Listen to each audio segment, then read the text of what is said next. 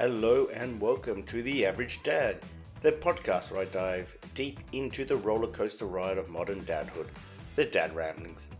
From the sleepless nights of newborn cries to the joyous milestones and unexpected challenges along the way, being a dad is an exhilarating journey filled with highs and lows.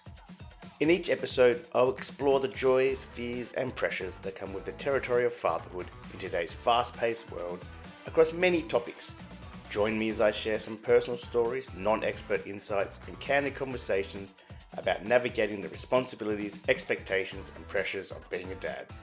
Whether you're a current dad, a soon-to-be dad, a wannabe dad, or simply curious about the realities of fatherhood, this podcast is your go-to destination for honest conversations and my unsolicited advice on what I've learned. Together, we can work out on how to raise the next generation and try not to screw it up too badly.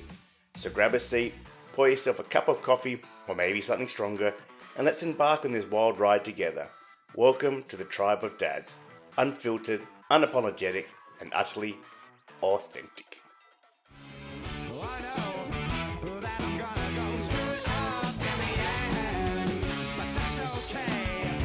I'm your average man. I'm your average man. Yes, welcome to the Average Dad Podcast, Episode 1. This is my podcast I've started just to share my knowledge with people. I'm no expert. I've been a dad for 6.5 years now, and that's my qualifications. To be honest, I don't know where this podcast will go. It's part for me to hopefully help you all out there in listener land, as well as a bit therapeutic for me, sharing my stories and solving my issues at the same time. Hopefully I continue this and even get guests on board to discuss some of the issues. And before I move any further, I want to point out that this podcast is in no way trying to take away from the pressures, struggles, stress and issues that mothers have. I am the person I am today due to everything my mother did for me, and I wouldn't survive being a dad without my wife. Mums go through so much just to be a mum, and it's amazing to watch my wife with our kids. I'm just giving the dad side of things. Well, one dad anyway. In fact, it'd be good for mums, wannabe mums, etc. to listen as well, to see how the other side works. We all need to understand each other. Anyway, bit of an introduction about myself. My name is Mark, and I'm your host. I'm the ripe old age of 41. I'm the dad to 2 girls, Gabby, who is 6, and Michaela, who is 3, as well as married to the wonderful and beautiful Jade, now for almost 9 years. How she survived me, I have no idea. I should also point out that I look nothing like my logo, but I look cool, so I went with it. I work in IT and work sometimes from home and sometimes in office, the old hybrid model. Outside of being a dad, I'm a passionate Swannies fan, which probably describes me best. I also love being a dad, which is one of the most hardest but most rewarding things in the world. It's a role that is filled with joy, love, adventure, and losing hair, because as fun as it is, it comes with its own set of pressures. From providing for the family, being a role model, to balancing work and family life, dads often navigate through a myriad of expectations and responsibilities. I was actually talking with some friends about this the other day, about how different life is today for dads compared to many years ago, and for the better though. Only 2 generations ago, dads were seen as the primary breadwinners, but in today's society, the role of dads has evolved, and this causes a lot of pressures. Gender roles are different and family dynamics have changed, and dads are no longer just providers, but actively involved caregivers.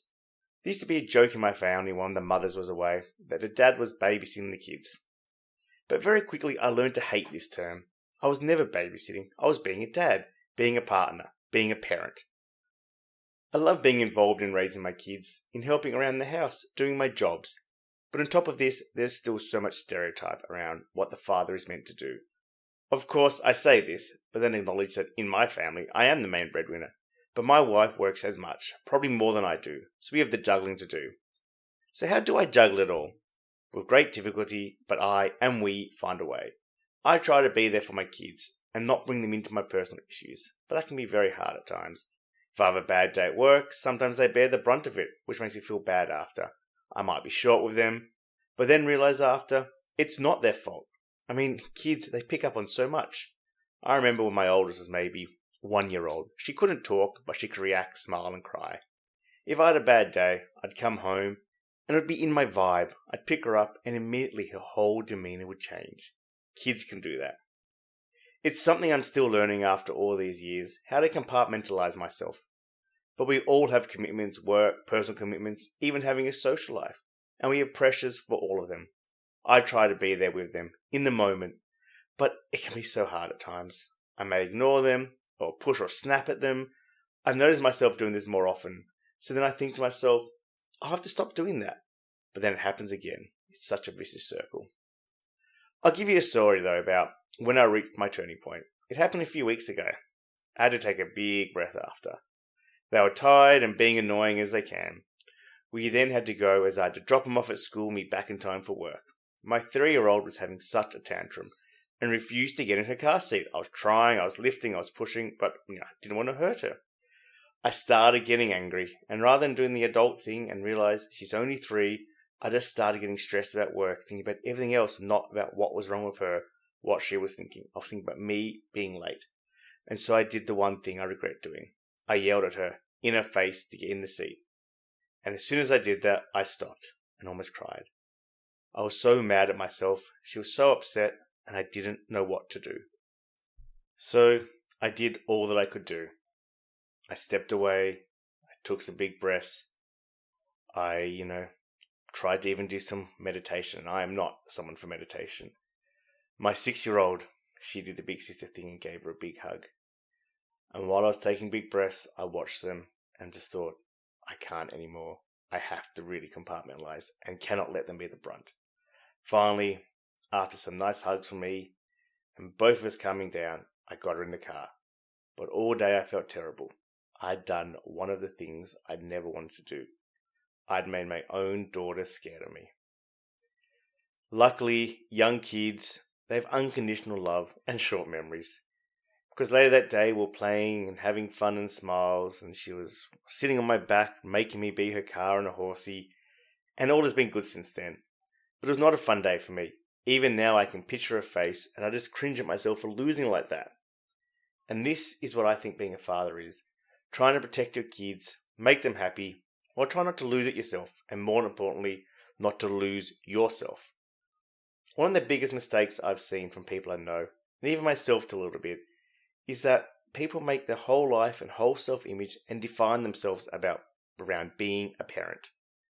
Now don't get me wrong, as I said, being a parent is one of the most amazing things I've ever done, and I wouldn't take back even a second of it. However, it's important in my mind to remember that you may be a parent and you are everything to those wonderful children you have. But you did have a life before kids, and you need to keep having a life. Despite the fact that most of my weekends are driving kids from one party to another, or a play date, or, to the park, or shopping, I still have time for me. I go to the footy, I go to shows. I do things with my wife. We have date nights. We go see shows together as well. We have fun, and we make sure that our life isn't defined by our kids. One of the most important things we actually did a few years ago was make sure that every week I have a night out, and she has one too. Every Tuesday, I head down to a local bar with trivia, and I meet up with friends, and we talk crap, answer questions, and occasionally we even do well. Sidebar, I should point out, when we do trivia, we know nothing about modern music. Kids have destroyed me. I know everything from about 6 to 10 years ago, and the Wiggles, and that's it. So when the music round comes on, we completely tune out. However, there was a Who Am I once, which was the Wiggles. Boom, got it within 3 guesses. That was good. But I digress. As I was saying, I get that time. My wife gets her netball. It lets us not just be about our kids, but about ourselves. At some point in time, they will, hopefully, leave the nest. And if you lose yourself in your kids completely, when that comes along, you'll have nothing to go on to. It's something I'm mindful of when we go to friends' houses with kids, that we don't spend all the time talking about kids and issues, on and on about what our kids do, what the complaints are. We do compare sometimes, but when we do start talking about kids, we talk about it and I try to steer the conversation around other areas. Sports, TV, movies, finances, how we can solve world peace, whatever else we can think of. But it almost always is spoken around while having a drink, something very synonymous with parents. So I might take a pause at this point. It has been a lot of talking from me and rambling on, which is what this podcast probably will be. I'll try and get guests so you don't just hear my dulcet tones. But as I said, I'm not an expert. I'm just a dad who has experience in being a dad. An average dad. See what I did there? I'll just talk about what comes to my head, share stories, and hope people will not necessarily learn from them, but not feel too bad about their own stories. In fact, I always joke I love when we go to friends' houses and their kids are misbehaving or having a tantrum or yelling and screaming, because it makes me feel so much better that mine aren't anything special when it comes to that. We all have our kids having issues. We all have them, complaining because we can't change the colour of the sky. It's normal, and it's nice to know we're not alone. And to sum up so far, a lot of what I've spoken about, it's just been me talking about my life and some of the experiences being a dad and how I juggle it. I don't like stereotypes, and we are far past the 50s where dads worked and mums stayed home and looked after the kids, but we're still in a very stereotypical world. Dads are still seen as being the provider and providing the role model to kids. We see it on TV, we see it in movies, we read it in books. The stereotype is still there. There is the expectation from them all that the dad will be the provider, the protector, the superhero figure for your children. It's a lot to handle, even if you're Bandit. Shout out to Bluey. In our fast-paced world, where the definition of being a dad is so constantly evolving, many dads, like myself, find themselves navigating uncharted territory, trying to strike the right balance between career, family, and self-care. It really is uncharted territory. I remember I always tell people, when it comes to kids, just when you think you've worked out the rule book, they go and change all the rules on you. A few weeks ago, I even had someone ask me, in 30 years' time, when hopefully the kids are out of the house, making a life for themselves, potentially married with kids, if they so want, no pressure of course, what do I want the kids to say about me? What do I want to hear from them? What I really wanted to say was that I was a great dad and they wanted for nothing, having a great childhood, and getting to enjoy life with no worries. But then I thought more about it. I'm not going to be able to provide that. We are by no means poor, but life is expensive. I'd love to be able to guarantee my kids an amazing life, but I just can't see it happening. I'll do my best to give them what I can, but in the end, if I can't, I don't want them to think less of me because of that. I don't want that to be the defining moment of me as a father, being someone who had lots of money. Instead, I thought a bit deeper and realised all I really want for them to be able to say is that I was there for them.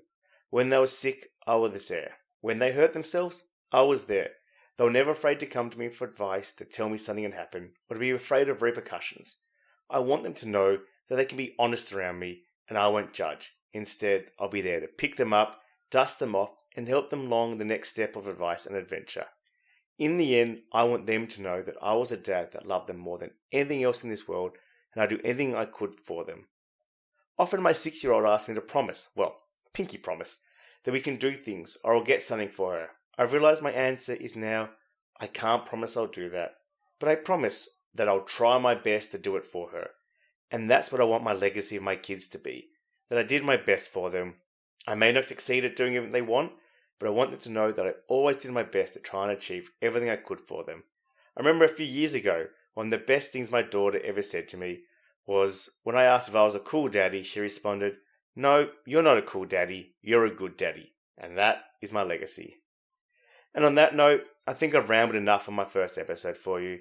It may be a bit short, but moving forward, I'll be having themes on each episode, which I'm hoping will be probably fortnightly, depending on works and the likes, and I'll go into a lot more details, get guests on board, and really focus and research on some of these areas. Before I go though, I want to leave you 3 points that probably summarise everything I've been talking about this episode, and what I think really helps getting you started, or me started, being a good dad. Number 1 is prioritise self-care. Remember, you can't pour from an empty cup. Take time for yourself to recharge and rejuvenate, whether it's going out once a week like me, or finding a hobby. Keep your own identity. Don't just define yourself of being a dad. Number 2 is communicate with your support network, whether it's a partner, family, or friends. Share your feelings, fears, and aspirations with them, and build a strong support system. This is crucial. No one should be on their own, and always seek help. And number 3, set realistic expectations. You don't have to be a perfect dad. Embrace your imperfections and learn from your mistakes. We will snap at them sometimes. We will ignore them accidentally. We will let our feelings get bounced onto them. And we will get it wrong. But they are forgiving. Forgive yourself. Be an average dad. Remember, being a dad is not just about being perfect, but about being present and supportive for your children. So join me next episode where I'm going to dive straight into one of the hard areas, look at the worst type of pressure, financial pressures, especially in this economy. And I'll be speaking to other dads. Before I go, it would be remiss of me not to ask, so please remember to subscribe, rate and review the podcast, and leave me any feedback either at your favourite podcast site or on the website, theaveragedad.xyz. Or of course, you can do it the old-fashioned way, send me an email to mark@theaveragedad.xyz. I want to make this as good as you guys out there want it. So wishing all the dads out there strength, love, and the confidence to navigate the pressures of being a dad. Until next time, take care and cherish those precious dad moments. Remember, there's nothing wrong with being average. That I'm gonna go screw it up in the end. But that's okay, 'cause I'm your average man.